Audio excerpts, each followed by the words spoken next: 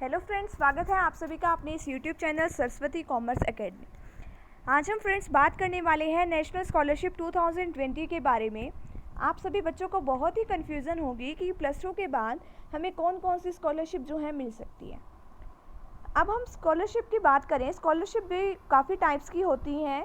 आपने ये भी सुना ही होगा, जैसे आजकल तो लेबर डिपार्टमेंट वाले की तरफ से भी जो स्कॉलरशिप है वो भी आई हुई है। मैंने उसके ऊपर भी आपके लिए एक वीडियो बनाई हुई है कि वो जो स्कॉलरशिप है कि वो किन बच्चों को मिल सकती है।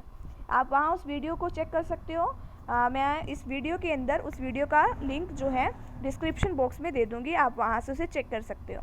अब बात आती है स्कॉलरशिप की, और आज हम बात करेंगे नेशनल स्कॉलरशिप के बारे में। तो नेशनल स्कॉलरशिप जो है वो किन किन बच्चों को मिलेगी और इसमें कितना जो हमें पैसा है वो मिलता है और कब हमें ये पैसे मिलेंगे और इसके लिए क्वालिफ़िकेशन क्या है। अब नए रूल्स जो हैं वो भी बने हैं इसके अंदर, तो आप इसे अच्छी तरीके से समझ लीजिएगा। और आपको, अगर आप इस फॉर्म को केयरफुली भरते हो, फिल करते हो, तो आपको जो स्कॉलरशिप का पैसा है वो ज़रूर मिलता है। तो सबसे पहले तो अब हम बात करें कि जो स्कॉलरशिप है वो किन बच्चों को मिलती है। जो नेशनल स्कॉलरशिप है उसके लिए क्या होना चाहिए, पहले तो बच्चों के 85% जो है ज़रूर होने चाहिए प्लस टू क्लास के अंदर। उन बच्चों को स्कॉलरशिप मिलेगी जिनके प्लस टू के अंदर 85% जो है वो आए हैं। इससे पहले का क्राइटेरिया 80% का था, बट इस साल गवर्नमेंट ने इसमें कुछ चेंजेस किए हैं, तो इस साल 85% बच्चों के ज़रूर आने चाहिए इस स्कॉलरशिप को लेने के लिए। थोड़े टाइम पीरियड के बाद जो है बच्चों के लिए जो गवर्नमेंट है वो एक अपने पोर्टल पर एक लिस्ट जो है इशू करेगी, जिस पर उन बच्चों के नेम्स दिए होंगे जिनको वो स्कॉलरशिप मिलेगी। आप इसे गवर्नमेंट स्कॉलरशिप की वेबसाइट पर भी चेक कर सकते हो, या अपने आसपास जो भी आपके आसपास एक साइबर कैफ़े है जो फॉर्म वगैरह फिल करता है, आप वहाँ से भी इसे चेक करा सकते हो। आपको ये चेक कराने के लिए प्लस टू के जो मार्क्स हैं उसकी भी ज़रूरत पड़ेगी, और जो रोल नंबर है उसकी ज़रूरत पड़ेगी। वहाँ से आपको पता चल जाएगा कि आपको उसके अंदर नाम आया है उस लिस्ट के अंदर या नहीं आया। अगर आपका नाम जो है उसके अंदर आ जाता है तो आप उस स्कॉलरशिप के लिए एलिजिबल हो जाते हो और उस फॉर्म को फिल कर सकते हो। फिर उसके थोड़े टाइम पीरियड के बाद जैसे ही आपका कॉलेज में एडमिशन हो जाता है तो उसके थोड़े दिनों तक ये स्कॉलरशिप का लिंक भी एक्टिवेट हो जाता है, तो आप अपना फिर फॉर्म वो फिल कर सकते हो। आपको अपने कॉलेज फ़ीस की भी रिसिप्ट देनी होगी। जब आप कॉलेज में एडमिशन लेते हो तो आपकी जितनी भी फ़ीस लगती है वो ऑलमोस्ट उस स्कॉलरशिप से कवर हो जाती है, क्योंकि गवर्नमेंट जो है बच्चों की हेल्प के लिए जो स्कॉलरशिप है वो प्रोवाइड करती है। और ये नेशनल स्कॉलरशिप है, तो पूरे इंडिया के अंदर आप कहीं पर भी एडमिशन लोगे तो आपको जो स्कॉलरशिप का फ़ायदा है वो ज़रूर मिलेगा। अब उसके अंदर आपको कॉलेज फ़ीस को भी रिसिप्ट को भी देना पड़ेगा कि आपकी कितनी फ़ीस है, वो मेंशन आपको ज़रूर करना पड़ेगा। अगर आप प्लस टू के बाद बीए, बीएससी, बीकॉम करते हो, यानी कि कुछ आप फर्दर स्टडी करते हो, तो ही आपको स्कॉलरशिप का पैसा जो मिलेगा। अदरवाइज़ अगर आप पढ़ाई नहीं करोगे प्लस टू के बाद तो आपको जो स्कॉलरशिप है वो नहीं मिलेगी, क्योंकि बच्चों की हेल्प के लिए गवर्नमेंट जो है स्कॉलरशिप प्रोवाइड करती है। तो अब बात आती है कि कितने पैसे मिलेंगे हमें स्कॉलरशिप के अंदर। तो बच्चों इसमें जो है कि हमें 10-10 हज़ार रुपये हर साल मिलते हैं स्कॉलरशिप की।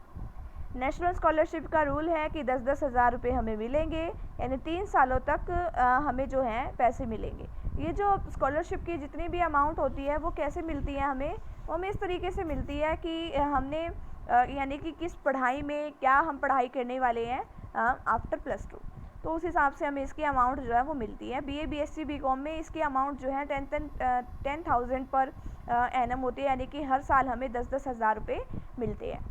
जब आपका ऐसे ही आपको पैसे मिल जाएंगे एक साल में, और फिर आपका जैसे ही नेक्स्ट ईयर में एडमिशन होता है तो आपको क्या करना पड़ेगा, एक स्कॉलरशिप का फॉर्म रिन्यू कराना पड़ेगा।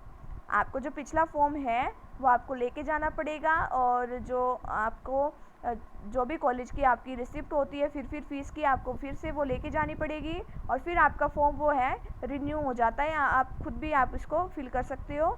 और आपको जब आप कोई भी फिल करते हो कोई भी फॉर्म, तो आपको वहाँ से क्या मिलेगा, एक हार्ड कॉपी मिलेगी, एक हार्ड कॉपी और एक उसकी फ़ोटो स्टेट मिलेगी। उसकी एक कॉपी तो आपको आपके कॉलेज में आपको वो जमा करानी होगी, क्योंकि अगर आप कॉलेज में उसको जमा नहीं कराओगे जब तक वो आगे का प्रोसीजर पूरा नहीं होगा, तो आपको वो जो स्कॉलरशिप का एक कॉपी है वो आपको कॉलेज के स्कॉलरशिप डिपार्टमेंट में, हर कॉलेज के अंदर एक स्कॉलरशिप डिपार्टमेंट होता है, तो आपको जो वो स्कॉलरशिप का वो फॉर्म मिलेगा जो फिल करने के बाद वो आपको वहाँ पे जमा कराना पड़ेगा उसके 2-3 महीनों के बाद जो है आपकी अमाउंट आपके अकाउंट में आ जाती है। ऐसे ही रिन्यू के केस में आपको फिर से एक हार्ड कॉपी मिलेगी, आपको फिर से वो फॉर्म वहाँ पे जमा कराने पड़ेगा और फिर से आपको वो अमाउंट है ऐसे 3 सालों तक वो मिलती रहेगी। आपको हर साल वो फॉर्म रिन्यू कराना पड़ेगा। आप ये जो अपना फॉर्म है प्लीज़ केयरफुली फिल कीजिएगा या कहीं और से साइबर कैफ़े वाले से भरवा लीजिएगा, क्योंकि अगर इसमें ज़रा से भी मिस्टेक हो जाती है तो इसमें पैसे बिल्कुल भी नहीं आएंगे आपके। और अदरवाइज़ क्या होता है कि अगर आप अच्छे से फिल करते हो तो आपके जो 100% जो है इसकी स्कॉलरशिप ज़रूर आती है। 2-3 महीनों का तो ज़रूर टाइम लगेगा, बट उसके बाद जो आपकी स्कॉलरशिप है वो आ जाती है। अब हम बात करें कि इसके जो है क्या क्या हमें इसकी ज़रूरत पड़ती है, इसके लिए क्या क्या डॉक्यूमेंट्स जो है हमारे पास होने चाहिए। अब हम बात करें सबसे पहले तो हमारे पास डेट ऑफ बर्थ होनी चाहिए, हमारी स्टेट ऑफ डोमिसाइल यानी कि कौन से हम स्टेट से बिलोंग कर रहे हैं। एक डोमिसाइल क्या होता है, एक परमानेंट एड्रेस होता है हमारा कि किस स्टेट के अंदर हम रह रहे हैं, ठीक है। एक इसके अंदर एप्लीकेशन आईडी होती है, एक स्कॉलरशिप कैटेगरी कि कौन कौन सी स्टूडेंट्स की भी कैटेगरी होती है। और मेन बात इसमें ये आती है कि कैटेगरी में नेशनल स्कॉलरशिप जो है वो जनरल स्टूडेंट्स को, एससी स्टूडेंट को, एससी स्टूडेंट्स को, यानी कि जिन भी स्टूडेंट्स के 85% से ज़्यादा मार्क्स आते हैं उनको ये स्कॉलरशिप मिलती है। ये नहीं है कि हाँ भी कई बार जनरल के जो बच्चे हैं इस बात से कंफ्यूज रहते हैं कि आपको ये स्कॉलरशिप मिलेगी या नहीं मिलेगी, बट इसमें ये ऐसा कुछ नहीं है। नेशनल स्कॉलरशिप सभी के लिए ये स्कॉलरशिप मिलती है, गवर्नमेंट जो है सभी बच्चों को ये प्रोवाइड करती है। और इसके लिए आपको और भी इसके जो हैं डॉक्यूमेंट्स चाहिए होंगे, लाइक हमारे लिए एक स्कॉलरशिप की कैटेगरी हो गई, स्टूडेंट का नेम क्या है, provide name as printed in educational certificates, और जो भी आपका नेम है वो आपको देना पड़ेगा, ठीक है। और भी जो आपका एक फैमिली का जो इनकम सर्टिफिकेट होता है वो भी आपको इनकम सर्टिफिकेट वहाँ जमा कराना होगा। एक मोबाइल नंबर देना होगा जिसमें आपका OTP वगैरह भी आता है, तो आपको एक मोबाइल की भी ज़रूरत होगी उस टाइम पे, और आपकी एक ईमेल आईडी वो बनी होनी चाहिए। और सबसे मेन जो है वो है bank account details. Bank account details में क्या होता है कि आपके पैसे जो हैं उसी अकाउंट के अंदर आते हैं, जो फॉर्म के अंदर आप फिल करोगे, जो बैंक का नाम वगैरह और जो अकाउंट नंबर जो आप फिल करोगे आपके अकाउंट में पैसे आएंगे। तो इसलिए आप सही से बैंक अकाउंट की डिटेल्स फिल कीजिएगा। और जो है आपके लिए आजकल तो आधार कार्ड तो है, अपनी आइडेंटिफिकेशन डिटेल्स वगैरह, आधार नंबर जो है 12 डिजिट का जो नंबर होता है वो होना चाहिए।